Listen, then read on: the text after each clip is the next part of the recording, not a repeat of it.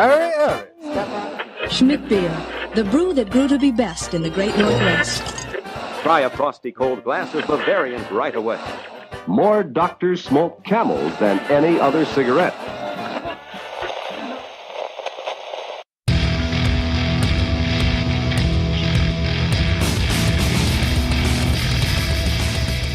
Cheers, everyone, and welcome to the Unfiltered Gentlemen podcast. And now, with a higher BAC than your ABV, Greg and Dan. Hello, everybody. Welcome What's going in. on? I am Greg. This is Dan. I told him we were here for a live show. He showed up for a gun show. Flexing over here, looking good. Just a little bit. Yes. Thank you guys for coming out. Those of you who came out, those of you who didn't, well, you're welcome. We are here to talk to the men behind the beer and to drink some of their tasty beers. Because who doesn't like having beer? And then after we have some beer, we'll probably have some more beer and then talk about some more beer after that. We got some interview questions to get through. We got some beers to taste. They're going to walk us through some samplings of some of their delicious goodness, and we're going to learn about them and all that good stuff. First, before we get into that, theunfilteredgentlemen.com is where you find us, as well as at The Unfiltered Gentlemen across the board on social media. Unless you're one of those Twitter people, then it's at Unfiltered Gents. And you can also leave us a drunk voicemail, please. 805-538-BEER, 2337. We will not judge you like your ex does when you call drunk in the middle of the night. So please, yeah. At least there's one of us. Yeah, we got him. Yeah, exactly. So without further ado, let's get into what we were here to do.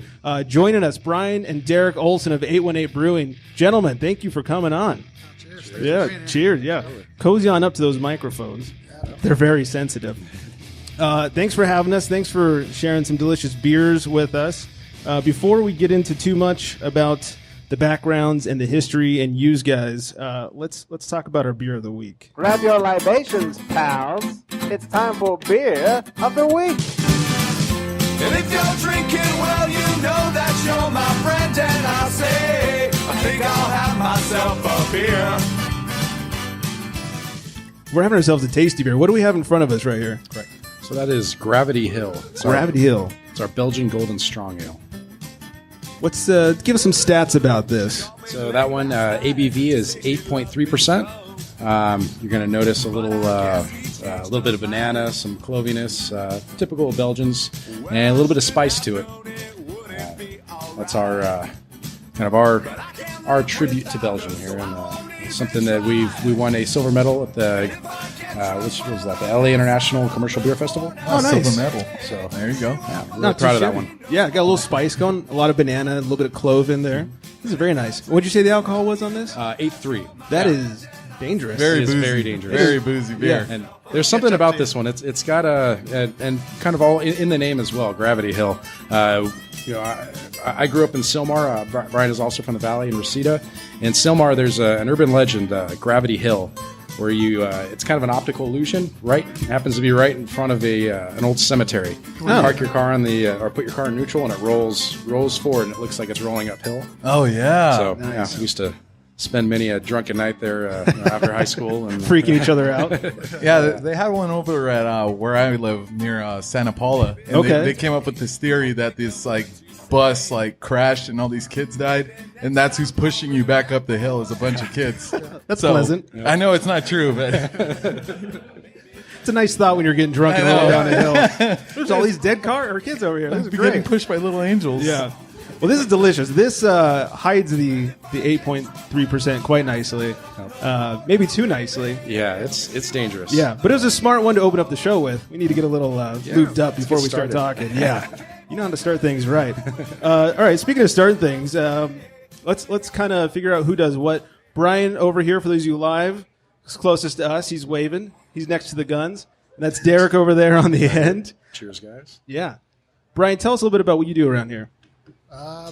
Pretty much everything but make beer. Okay.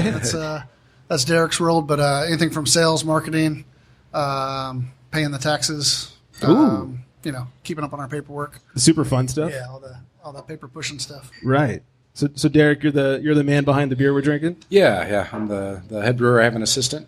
So it's pretty much just us two on the other side of that wall.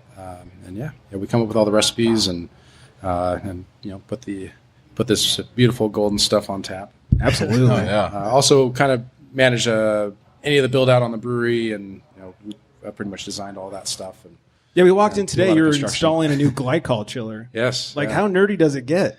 Oh yeah, That's pretty awesome. He's like, yeah, I brew some beer and install glycols, and if anybody needs like a flat tire change, give me a call. Oh yeah. That's I'm very Derek's expensive a though. pretty talented dude. Apparently. So who started the whole brewing thing? Who's like, hey, we need to make some beer? It all started really off of curiosity. Went into a local bar, craft beer bar, and tried craft beer for the first time. And then we were talking about making it, and who else but Derek? Growing up, we're cousins. Derek would always Christmas time he'd get a remote control car, and like within 10 minutes it'd be apart. Sure. So he was always been the guy to like build stuff, make stuff, and it's like, hey, you want to brew beer? And brewed a home batch. So it all started in Silmar on a turkey fryer. Nice. It's like, hey, you want some free alcohol? Like, yes, I do. Yes, I do. That's how it all begins. Want to have a party? Yeah. Who likes to party? Yeah. Who, excuse me, not who, but what was your first batch? Do you remember? Oh yeah, it was kind of a throwback to our Valley Girl Blonde. Okay. Our first batch was something from the local homebrew shop that was very similar to it, and we just experimented with it and changed it, and it eventually became Valley Girl. But yeah, it was blonde ale. Then we went to stouts. Tried a nice dry stout. The Belgian Gravity Hill. Yeah, that was our biggest hit when we were homebrewing. How good was the first batch? Like taste wise, drinkable. I don't remember. So not too bad. I remember my first glass, but I don't remember after that. It was all downhill from there. No drain pours or anything. That came later. Oh yeah, we've done a few of those. Yeah. Oh yeah. Even when we first started here in the brewery, after when we took that step past homebrewing, the first 2 or 3, went down the drain. And, that's rough. Oh yeah. It's like breaking up with an ex-girlfriend or something. Yeah. Actually, might be harder. All right. So, what sort of education do you have in brewing? Trial and error? Or did you go to any programs? Yeah, I taught you guys.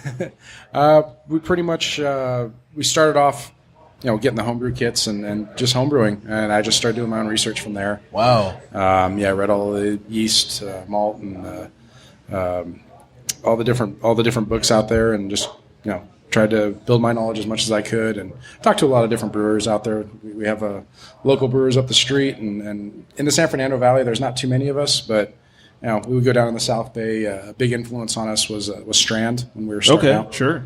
On both the brewing and the business side. So I just reached out to a lot of people and tried to gain as much information as we could, but no formal education. But back to the Derek taking stuff apart when he was a kid. That played a big part into it. He just understands equipment.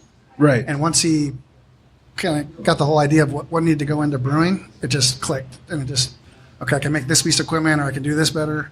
And it just, every batch on the homebrew side, we were doing something different just to make it more efficient. And that's carried over to what happens here at the brewery. I think we were maybe 5 or 6 batches in before we brought online our first official 3 kettle all grain brew system. So we moved pretty quick. Oh yeah, absolutely. Very nice. Oh well, I was going to say I saw you in the brewery over there working hard. What were you working on, Derek? So we're just we're doing a big upgrade on our brewery. We're putting in a glycol chiller. So in the past, and all the beers we're drinking today, we held the fermentation temperatures with just cold water that we've kept in storage in our cold box. So as you can imagine, you use that to recirculate through the jackets of the tank to hold it at the specific fermentation temperature you want. But if you got too many tanks going on, you're going to warm the water up and you'll get out of profile. So we can only run a certain amount of beer at any time. So this chiller gives us the ability to run all 6 of our tanks. We got 3 new tanks when we recently upgraded our brewery, and we can run down to lager temperatures. We can cold crash. It just makes everything so much more efficient and gives us the ability to do different styles. So right now, we're just about ready to turn it on. Nice. So no lagers yet. Not yet. Well, we do have one. When we do lagers, we can only do one at a time because we have to takes get all such the a low temperature. all the cooling power. Oh yeah. So right now we have our Chatsworth Park After Dark is a Baltic porter, so that uses lager yeast. Nice. one thing I always like to ask brewers, especially you guys are still fairly new into the business. Are you guys still working your quote unquote day jobs? No, this is it. This is your day job now? Or full time here. Yep. That's the dream. I worked at my last job was at SpaceX. I was an aerospace engineer. Oh shit! And I was there for 4 years, and probably the last 2.5 or so, we were in the process of putting this place together. We were functioning. The brewery was going, and I pulled out a little over a year ago, about a year and a half ago, to go full time here. Were you part of the Tesla being launched into space? No, that was just after I left. I missed that. How fun was that? A shame. But I was there when the first rocket landed. Nice. That was a party. I bet that was a party. Oh, man. Did you supply the beer? No. Everyone lives out there, so we went to El Segundo. All right. At least it wasn't bad. Yeah. That's awesome. What are some of the perks having a job like this? I mean, there's the obvious. We're all sitting here drinking your tasty beer. Yeah.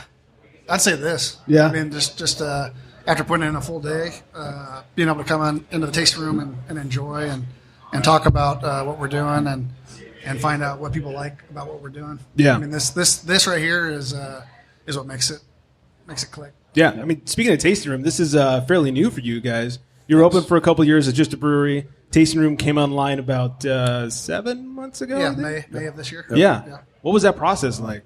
Because I have to be Bryan honest. spearheaded that one. That was nasty. We don't have a long enough podcast for that. Let me get my scroll out. To be honest, I was pleasantly surprised with how nice the tasting room. A lot of times you walk into a tasting room, it's like, all right, they threw up some chairs and whatever. You guys did a good job. And a lot of this, Derrick and also my uncle, they had a lot of the finishing touches and all the construction. I mean, we pretty much did what didn't require like a professional plumber or electrician. Has been done by us. So a lot of time, thought, just going over the details, and there's a lot of whatever wasn't needing of a code sign off. Yeah. Yep. Oh yeah. I got a quick question. Yeah. Where do those French doors lead to? I'm sorry, I've been just staring at them. I know there's a bathroom on the other side, so I'm like, it can't be to that.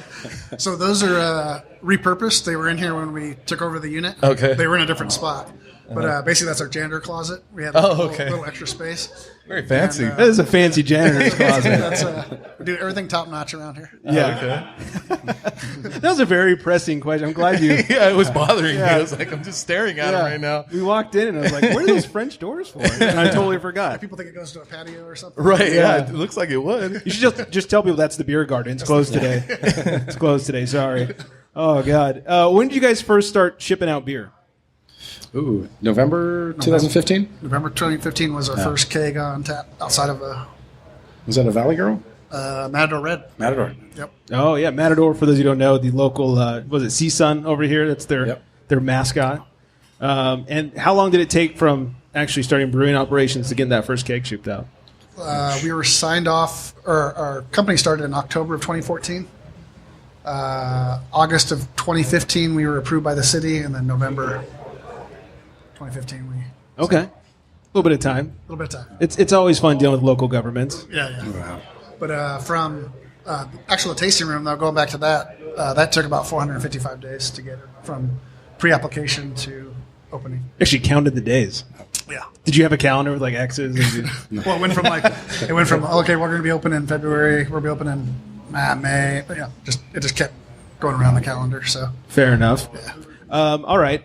Just so anybody who's here wants to know, we are going to do a little bit of trivia in a couple of few. We're going to give away some stuff, so stay tuned for that. But the crowd likes stuff. Before we get to that, all right, a couple more questions. We got some more beers to get through. So tap room opened recently. Any surprises when you're going through the process of opening the tap room? I always like to talk about like the government process because it's such a pain in the ass. Yeah, it's always fun to hear like what awesome code write-offs you were having to jump through. Oh yeah. I mean, there was the whole thing of getting the covenant modified for at the very end. That was the very end. But everything from parking spaces, that was a main issue. You have to go to the neighborhood council, and they wanted us to have 70 parking spaces out there or something. And it's just like, well, parking a lot of times dictates how many people you can have inside the building, which is hilarious. Yeah. Another one when we went to the neighborhood council was our hours of operation. Oh, sure. So When we went in there, legally in the city of LA, bars and restaurant, and any place that that serves alcohol, unless they're further regulated for any other reasons that they, previous failures on their license, they're regulated till 2 a.m. Okay. 6 a.m. to 2 a.m. Yeah. 6 a.m. to 2 a.m. So that's what we applied for in our hours. Right. And we had to fight with the neighborhood council to get them to support us for that. Really? It was really funny because you go to the historic building where they hold the neighborhood council meetings, and there's all the rocket iron stuff on the wall, the space shuttle and rocket engines and all stuff. They're super proud of. Yeah. And one of the members of the board on the council was an employee of Aerojet across the street. Okay. So we were pushing on it, like giving all the reasons why. Hey, and that was the one that I think Bryan came up with. This one that hey, what time does your last shift get off work? And he's like, probably 11:30, close to 12 o'clock. It's like, so you're saying that your last shift can't have a beer, before they head home? That is important. We operated. We're in LA. There's business operates around the clock.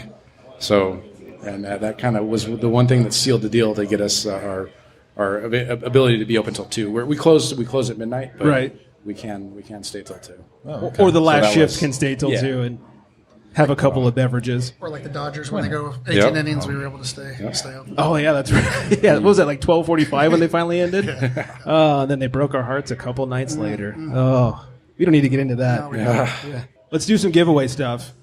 Does anybody want to win free stuff? I know these guys like free stuff. This guy likes free stuff.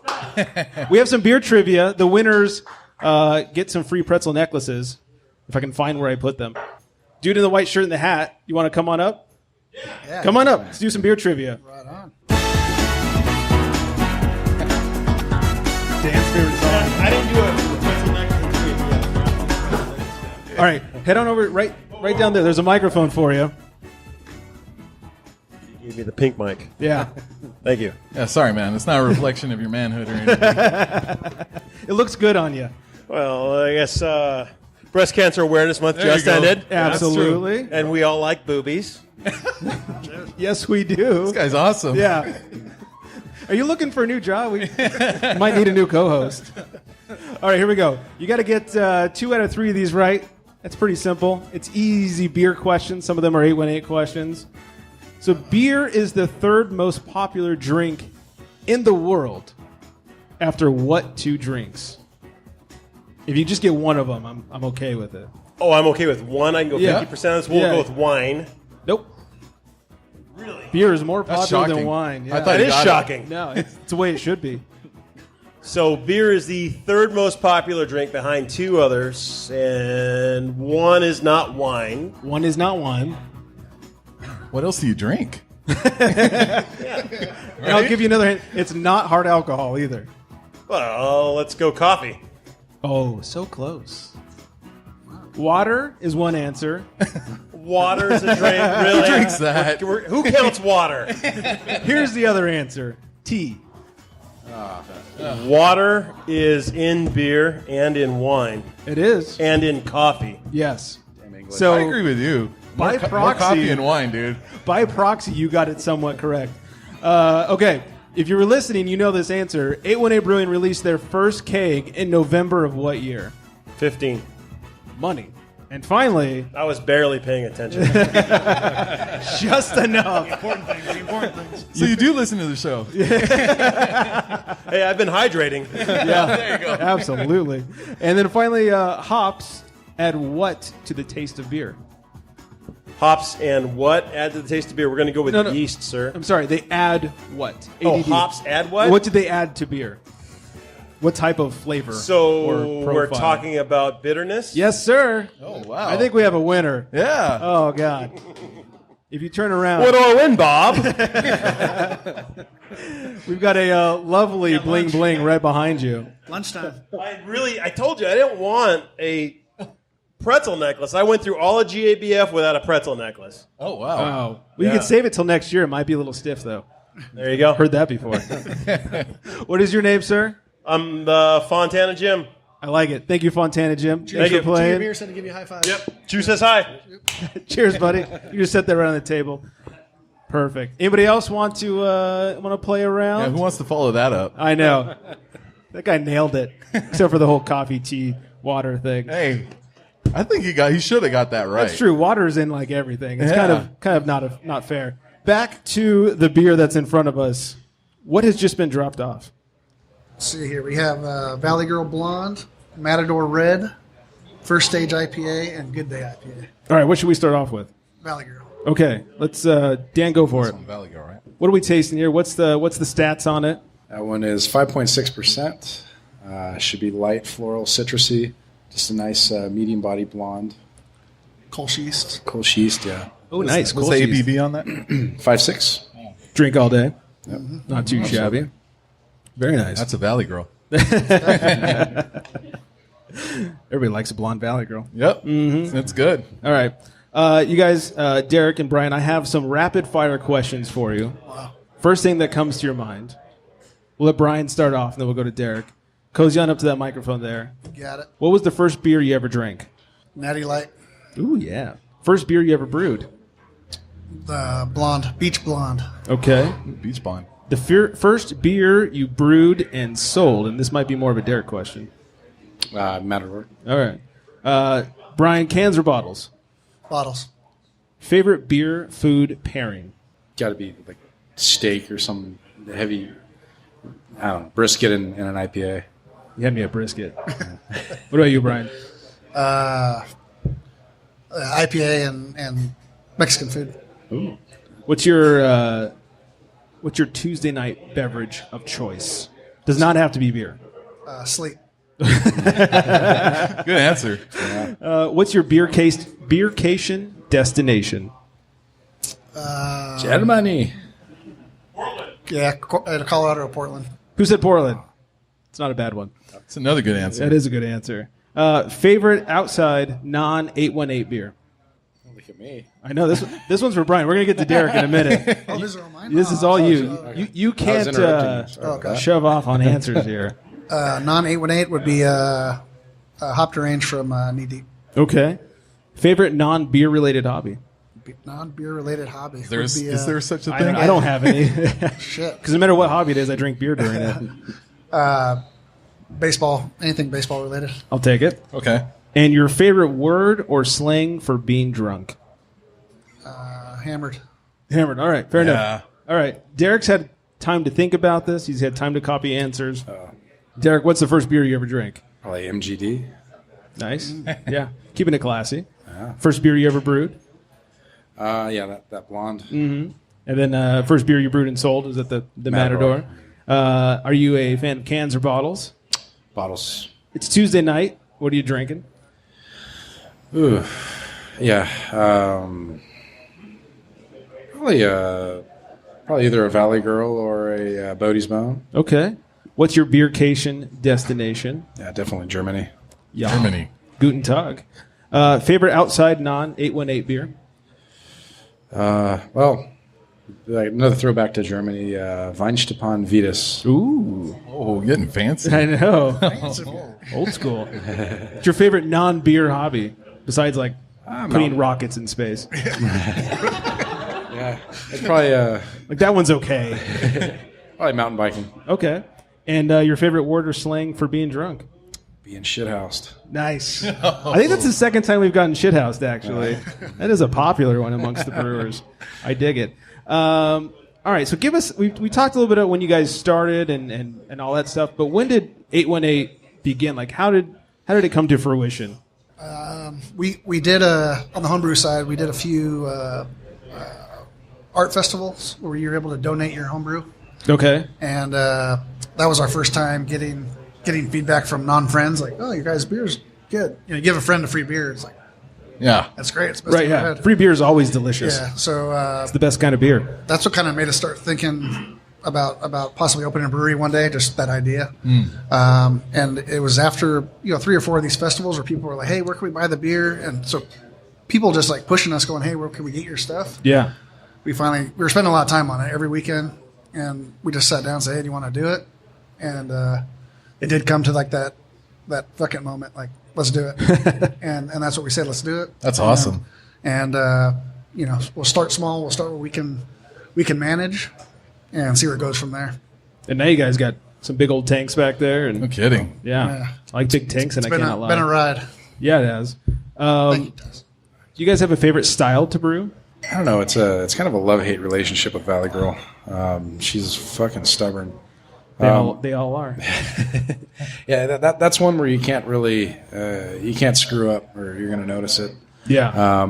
With IPAs or anything hoppy, if you don't get a totally completed fermentation or something's not perfect, the hops mask it to a certain extent. But blondes, light lagers, it's hard to hide anything. So you can really kind of appreciate that as a brewer. Mm-hmm. Same. I mean, yeah, lagers are. Now you're going to start breaking into more lagering now. It's dicey. Well, that's why we've dumped a few batches too. Every time we put new equipment on, we always brew it with Valley Girl. Yep. So in case there's anything, any issues, you can taste it. You know right off the bat. Yeah, and then, Cool. Yep. So, How do you guys feel about all the hazy styles coming out? well, being the unfiltered gentleman, I don't know. That's cute, man. There's no wrong answer. No. Yeah, I'm not really all about that, but we stick to more West Coast here. Yeah. Oh, okay. Right on. I mean, one of my favorite answers is like after years and years of figuring out how to find beer and filter it, we've just gotten really lazy. Yeah. There's a lot of breweries that just pretty much that don't do any finding agents, anything to remove any remaining yeast, and sometimes add proteins during the boil.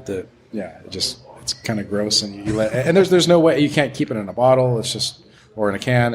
It's not going to last, and it's good for a certain amount, and it's many times very very sweet. And just I don't know. It's not my thing. My only issue is I've never found one that I just really enjoy.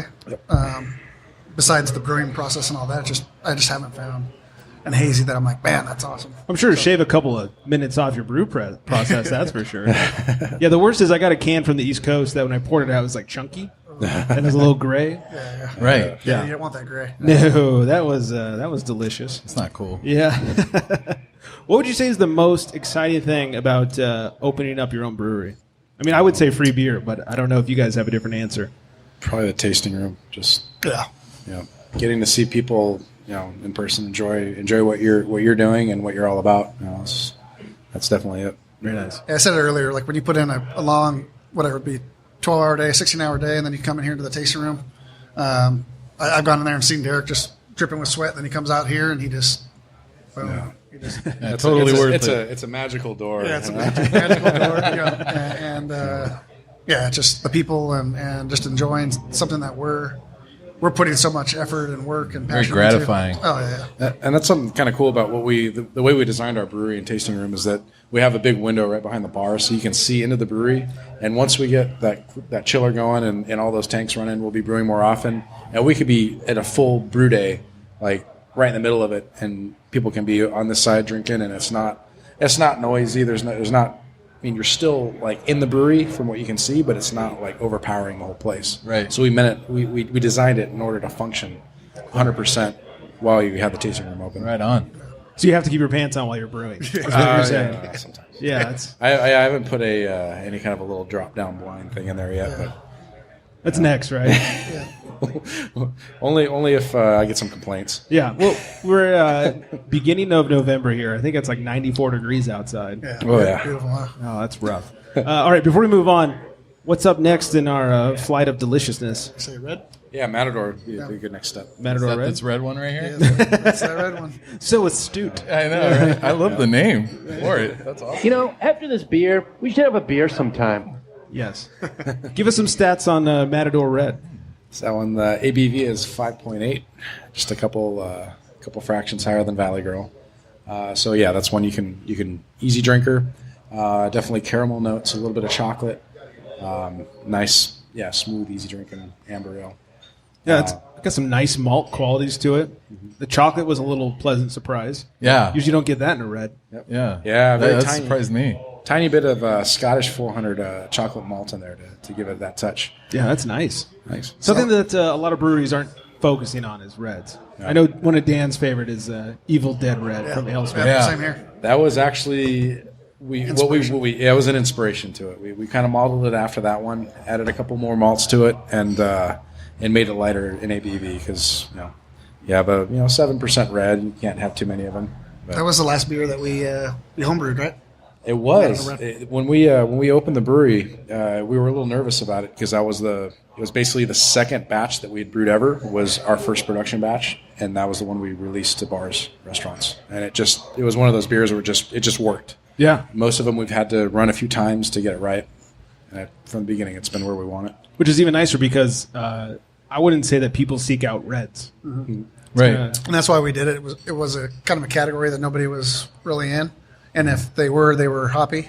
So, good job getting the red down. This is a red. There's no mistaking it. You know, some of them are a little more brown than red. This is red. This is beautiful.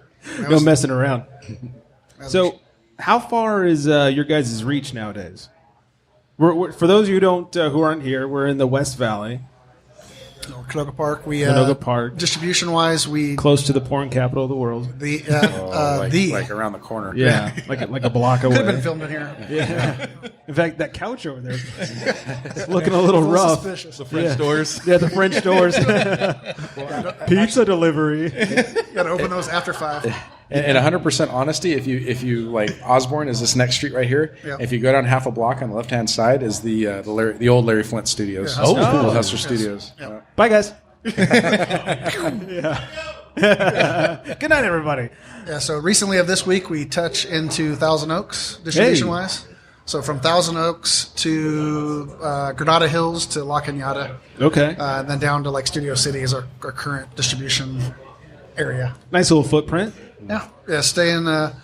Our focus is really, again, being 818 Brewing is pretty much on the valley. We'll hopefully dabble into Santa Clarita one of these days. Yeah. That's going to be with extended production. Yeah, they're just as hot as they are here, so it works out well. Yeah. What do you attribute to the growth? I mean, you guys you haven't been around for a long time. You certainly haven't had a tap room for a long time. I think it is just our focus on the beer. You know, we have a good name, 818. People are interested in it. Yeah. Off the bat, and then people get it. They know what 818 is. Yeah, following it up with quality beer is important. So our growth has come from getting taps, and people continue to order every week, and we just keep delivering kegs and just keep hitting the accounts that want to support us. Yeah, and another thing is that when we first opened up, that was where our main strategy was. We weren't thinking about the tasting room. We just went straight to distribution. Yeah. So distribution is marketing. So where other breweries may have just started out with a tap room and that's paying the bills, us being in distribution, we've gotten our name further away than just a local tap room. So that's definitely helped us since we opened up. Okay. What's it like being among one of the first few in the valley to just get on the brewery scene? Awesome. Absolutely. We're a tight group. Everybody from San Fernando to McLeod to Hand Brewed, Celador Ales now. We're all in communication. We're all friends, and just being kind of like the pioneers of the valley. Exactly. There's been those times we've been pulling our hair, like we talked about the city stuff earlier. We didn't go too much into it, but like there was times where we're just like, man, people said not to open up in LA. We know why. Like, well, when you're one of the first, sometimes you're the experimental brewery that gets. They're watching you. Yeah. But we've all been involved in change in the city of LA to change laws, and we're doing that with beer, and that's awesome. So getting into this, there's stuff that we've been involved in that had no idea we'd get into, and it's been an awesome ride. Cool. And to follow up on what Brian's saying, one of the big things, and this is all Brian, is that he pushed with our local was it the Chamber of Commerce, and work closely with them to help push our representatives and push the people higher up in the state to like actually change the laws. We had the laws changed for our wastewater discharge fees, which are like crazy high. They put us in the same category as Budweiser. Oh, really? Yeah. And so Brian worked one-on-one. Have they with not them tasted your beer? That's pretty fucked up. And seen how big we are. Yeah. Brian worked one-on-one with them to really like actually put a case forward to this is really how much water goes down the drain, how much we use. Like, we're a pimple on their ass. Like, you can't charge us the same for this stuff. And we've actually got the fees reduced to help other breweries open up in the future in the San Fernando Valley and in Los Angeles. Yeah. So, a lot of breweries that open up near other breweries find it helpful because, hey, we're new, so you went for the neighbors next door, and now you're coming over for us because we're within walking distance. absolutely. Do you find that as like a little bit of a detriment not being around other breweries, or is it nice being kind of like out on your own? Well, we do have Hand Brewed is about, what are they, about 2 miles down the road? No. And their taste room just opened up. So it's us too. So we do notice that people are going from Hand to us back and forth. Mm-hmm. Yeah. But yeah, there's nobody else around. San Fernando's a decent amount away. It's McLeod. But it's starting to get the culture of like, hey, we tried all the different breweries in the valley. And Right. Yeah.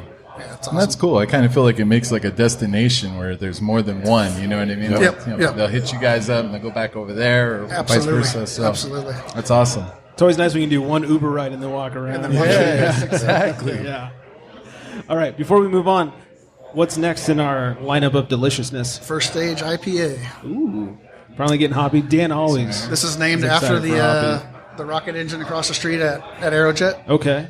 And then Derrick will talk more about the rocket side of things. Yeah. Let's get some beer stats and some rocket stats. Yeah, so that one is 6.9%. You get a little bit of blend of earthy hop tones as well as citrus. You have Amarillo, Simcoe, and Centennial on the dry hop on that one. Okay. And with our IPAs, we kind of our idea when we started making IPAs is to make something balanced. So not just hop water, something that does have a little bit of body to it, but that definitely does have that big hop aroma to it, and not so much bitterness to scare people off that are not insane hop heads. No, so which is, we got something coming out for that too. And we just got approval on this one from the audience. So yeah, it's gone. It's gone. He either loved it or hated it. One or the other. I'm going to go with loved it. Yeah, this is nice. This is well balanced. It's not like a kick you in the teeth kind of pine tree. I'm not drinking a Christmas tree, which is nice. Yeah. It's got a little hop to it, but not too much. Well, like what Derrick said there too, with us, our main focus was distribution in the beginning. So all our beers we had to put on tap at places and let them stand on their own. There was no explanation of us there to explain what we did. So everything has pretty much stayed like in our lane, stayed very in the box, and then now we're gonna eventually have that kick you in the teeth IPA, right. And we're getting there, but. All of our beers seem to be like a solid representation of that style. And I can appreciate that too, that you guys balanced it out, because it's got the hop aroma, and like I said, if it's an IPA, like you gotta have that at least. Let me know I'm drinking an IPA. You know what I mean? But like I said, it wasn't very surprising. Kick you in the teeth, right? Hops, like very balanced, good drink. I like this one. All right, is there a certain focus that you guys lean towards when it comes to brewing? I think it's kind of an ever changing thing as we progress. As a beer drinker, when you have different styles, you tend to like not be into that style anymore, and I'm into this, whatever, and then sometimes they come back. And I think for us, when we first started out, it was being that IPA that they could be like a gateway beer. Yeah. They could bring people, since we're in the San Fernando Valley. There's, like you said, there's no craft. Was there 4 or 5 of us around here now? And when we started out, there was only a couple. And try to bring people to craft beer. So that's why we kind of start off with that balance. And the balance is kind of a hard thing to maintain. It's easy to, it's easy to just throw a dry hop in and just make it crazy. And we're gonna be doing that with we've got one coming up here pretty soon that'll be on tap in the tasting room. But that was our main thing is creating beers with balance that people could appreciate getting into the craft beer industry. And now I think we're going to start going, pushing that line here in the tasting room with new styles, and we're implementing a little 1-barrel test batch system that we're going to be brewing on, and also welcoming our staff to come and brew on and start throwing their ideas. So now it's going to be Pandora's box is open now. Do you guys ever want like a really bad beer brewed on that thing? Just let me know. I'll put something together that sucks pretty bad. And like what Derrick said, we started brewing what we wanted to drink, and now at the tasting room, it's feedback from the customers, feedback from staff, feedback of what people want. So like you're saying, like hazies, we might be like, hazies, but if enough people say, hey, make a hazy, Bryan will make a hazy. Huh? Then I'll get back there. I guess.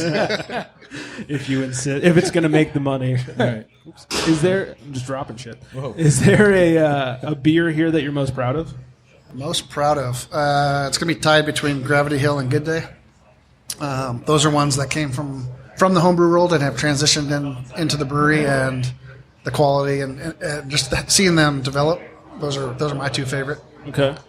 Derrick, as a brewer, as the man who's sweat over these beers and not been able to take his pants off in the brewery because there's a window right there. I usually say Gravity Hill, but I'm starting to lean more and more towards Chatsworth Park After Dark. It's one of our seasonals. Okay. I like it. It's a really nice one. We'll get some of that here in a minute, too. I really like this Matador Red Ale. Like all the other beers can stay right here in the center. They're good, and I'll share them with you. But this one's mine, dude. I'm taking this one. Smooth. Yeah, I'm digging it. The other crowd's agreeing over there. Yeah. The Matador Red. Oh, she's drinking one. Yes, Matador Red. All right, we got some quick booze news to get to. Before we do that, though, what is our last beer on the table? Good Day IPA, our Good. double. Does it have anything to do with Good Day LA? No, it's more with Ice Cube and. Okay. There you go. Even better. There you go. I was like, you guys really like morning news. It's really weird. Yeah. All right, so tell us a little about Good Day IPA. That one is 9.2%. It's 100% Citra dry hop. Definitely a little bit of amber malt in it. So you get that body, but it's just it's a big IPA. It's raining hops. This is dangerous. Yeah. It doesn't taste like 9.2. No. I don't know where that booze went, but it's delicious. It's all there. Yeah. And that is still balanced, still not insanely hoppy. In fact, God. one might say that's more balanced than the other IPA. And Good Day came before First Stage. Yep. Good Day was off of homebrew days. All right, so I got to ask Dan now, as a hophead. Oh, my God. Matador Red or Good Day IPA? I was just doing the math in my head right now, dude. I don't know. It's such a good beer, dude. Like, oh, man. I don't know. Always reaching for the red. I got to go back to the red. I guess now that it's finished, maybe I'll go to the Good Day now. Fair enough. All right, let's do a quick little bit of booze news. You guys can crack wise with us, and then we'll go drink some more beer. Right on. Extra, extra, drink all about it.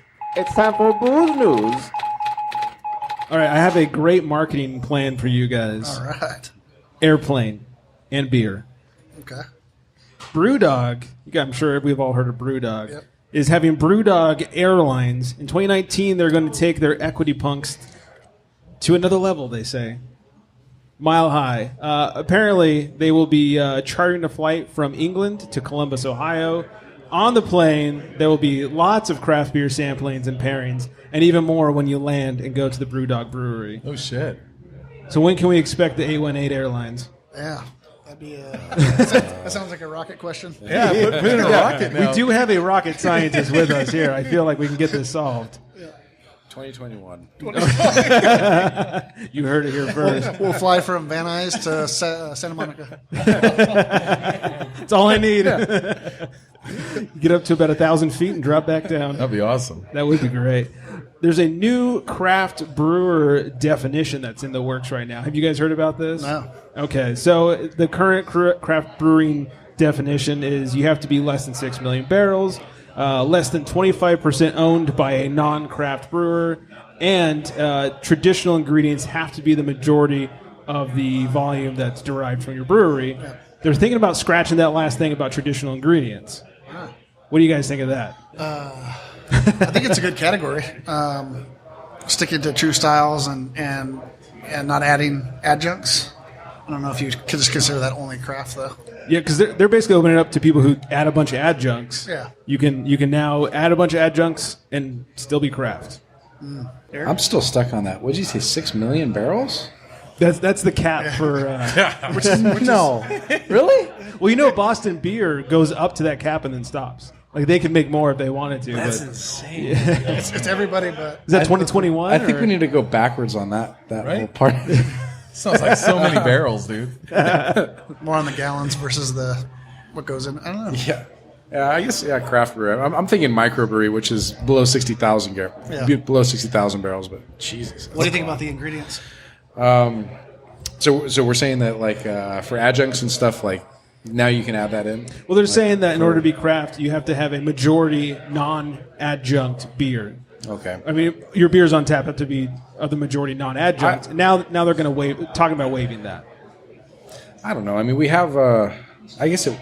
So you have something like. What are the guys that do the non-hop Solark? Yeah. Oh yeah. So I would hate to pull from them someone like that that's doing no hops or. If you want to use corn and rice and whatever the hell and you're making like something wild and different, why? Yeah. Why should you? I mean, Shelter. Yeah, Shelter up in Mammoth has a peanut butter and jelly beer that has 0 hops in it. It's delicious. Technically, it's not a beer because there's no hops in it. But yeah. So. And don't be shy, everyone. If you guys join the party, we don't bite. So Come on in, sit down. I mean, Bryan bites a little, but overall, we don't bite. It's only behind the. Yeah, only once you step into the French doors. That's where the biting happens. If you guys were in Iceland recently, you might be a little short on beer. Thirsty American troops emptied the Reykjavik beer supply. You've been there, right? Reykjavik? Oh, yeah. Yeah, totally. According to Newsweek, thousands of troops stopped by for a quick drink in Reykjavik, Iceland. I'm sure I'm butchering that name. This past week, and the military personnel were on their way to Sweden and Finland for a NATO joint venture there. It's the largest military exercise since the Cold War. They made a stop in the Nordic Islands city of Reykjavik. The short of it is they cleared out all their beer. They were calling other breweries to see if they could produce more. They could not. Wow. And bars were borrowing from other bars. It was mayhem. There was no more Einstock. No more. Yeah. All I can think of is USA. I mean, good job, American troops. Yeah, you've done us proud. Showed out. Yeah. We're going to have a Veterans Day deal here, so they can all come here and drink. They might drink you dry. Yeah, let's do it. Yeah. No kidding. Please come and drink them dry. New York Prohibition Party seeks an alcohol ban throughout the state. A political party seeking to ban beer, wine, and spirits has reformed in New York. Dormant since the 1940s, the New York Prohibition Party reemerged in 2017 with a goal of establishing a lasting prohibition of the manufacture and sale of alcohol to abolish the alcohol industry and to establish a teetotal culture. What? What the hell? Abolishing alcohol? Abolishing alcohol. So homebrewing is going to surge there. Look at that. Yeah, thank you, crowd. Let's cut their funds. That's ridiculous. Yeah. Who's supporting them? We would like to jump you in the people that are lot. drinking water, apparently. Yeah, the water people drinking water. The water and tea people. And water and tea. They're leading the way. They should just call themselves the water and tea party. Yeah, we need to drink more beer. Yeah. That's Hashtag drink more beer. These Yeah. guys need to be hung or something. That's ridiculous. Oh, God. And finally, a drunken baggage handler gets a free flight from Kansas City to Chicago. You guys ever been so drunk that you might have fallen asleep in the belly of a plane? Whoops. A baggage handler working on an American Airlines flight at Kansas City while allegedly drunk on Saturday fell asleep in the forward cargo hold of a Boeing 737 and flew to Chicago. He was discovered when the aircraft arrived at the gate in Chicago, according to a statement from American Airlines. The baggage handler was not injured during the flight. The cargo hold is, luckily for him, heated and pressurized. Oh, shit. Yeah, I heard it's cold down there. Freeze or, Yeah. Chicago police told the media that the handler, when questioned by police, said he was intoxicated and had fallen asleep. He was sent back to Kansas City and no charges have been filed. He is a Piedmont Airlines employee, never heard of it, who was working on American Airlines flight AA363. The employee inadvertently fell asleep in the forward cargo hold, which was not loaded with cargo on the flight. So dude just took a nap in the cargo area of the plane. Still employed? At this point. Wow. What's it take to get fired there? Show up sober? No kidding. Oh, my God. That's I feel like that's something Scott would do. Yeah. Yeah. Scott's now a baggage handler, apparently. Oh, God. That's all the news we got. Everybody that's here, thank you guys for coming out. Everybody that's listening at home, thank you guys for listening at home. 818 Brewing is at 8951 DeSoto Avenue in Conoga Park, right next to Larry Flint's old studio there. Yes. I'm sure everybody knows where that is. Yeah. Before we get out of here, what kind of events you guys got coming up? We got a lot of stuff coming up for Thanksgiving. We'll be open the Wednesday before Thanksgiving for the first time. Are you open on Thanksgiving in case I can't stand my family? No, we're gonna close for Thanksgiving for the families. All right, I guess I'll do the growler, Phil. But we will be available the day after Thanksgiving, and we'll have these bad boys back on sale. Black Friday. So we're gonna have a Black Friday special on merch and everything for everybody that's needs that holiday break. Yeah, everybody's shopping on Black Friday is going to need a drink. Yes, absolutely. It's ridiculous. And we have some beautiful double wall vacuum sealed stainless growlers that look like little mini kegs. Mm-hmm. We got those going on Black Friday special. And then that same week, we have Small Business Saturday. We were awarded the Small Business of the Year for the 27th District. Oh, congratulations. So we're kind of playing off of that and Right. going to have a Small Business Saturday. So people that bring in a receipt of a purchase from a local small business, and they'll get a raffle ticket. So Can I just buy a beer then show you my receipt? That might work. Okay. And then we're also doing a Cyber Monday, which will be a cash-only day. So everybody that's been buying enough stuff online on Monday will be able to spend your come in and cash. spend cash. Oh, nice. All the Love strippers it. come out. Bring your ones. And then we will have a Movember event coming up. We're working on something. We don't have all the details ironed out, but Tuesday the 27th, hopefully the Movember actual organization will be here. Oh. So we're just ironing out those details. Nice. And, So people with beards drink free? yeah. 'Cause I'll be here. Yeah. So keep an eye on our social media, Facebook and all that. We'll have posts on that. All right. Any Christmas ugly sweater parties or?